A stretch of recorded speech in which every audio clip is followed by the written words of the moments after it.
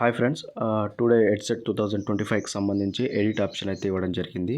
So ఈ ఒక్కరోజు edit options chance ఇవ్వడం జరిగింది. నిన్నటి వరకు అప్లికేషన్స్ అయితే తీసుకోవడం జరిగింది. సో ఎవరైతే అప్లికేషన్ చేసే టైంలో మనం మిస్టేక్స్ చేసినా కానీ మళ్ళీ రెక్టిఫై చేసుకోవడానికి అయితే ఛాన్స్ ఉంటుందండి. సో అది మీకు బెనిఫిట్ అయ్యే ఛాన్స్ ఉంటుంది. సో ఇప్పుడు అఫీషియల్ వెబ్సైట్లో చూసినట్లయితే మనకి ఇక్కడ మెన్షన్ చేయడం జరిగింది. ఒకసారి మీరు అబ్జర్వ్ చేసినట్లయితే correction in your field in application form అని ఉంది. సో మీరు దాన్ని క్లిక్ చేస్తే కరెక్షన్ విండోలోకి అయితే తీసుకెళ్ళడం జరుగుతుంది. సో అక్కడ మీరు కొన్ని డీటెయిల్స్ అయితే మెన్షన్ చేయాలండి.